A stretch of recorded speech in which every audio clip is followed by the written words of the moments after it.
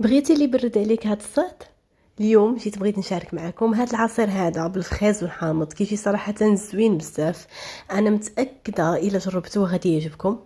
ودابا خليكم معايا باش تشوفوا الطريقه ديال التحضير. عندي كميه ديال الفخاز، تقدروا تاخذوا الكميه اللي بغيتو.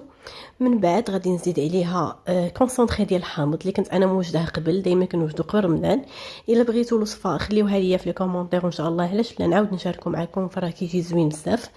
ومن بعد نفس الكميه ديال الماء وندير الكميه ديال الحامض وصافي. ومن بعد نقدموه بالصحه والراحه. فشوفوا البنات كي كيجي خاطر بزاف، انا متاكده الا جربتوه غادي يعجبكم.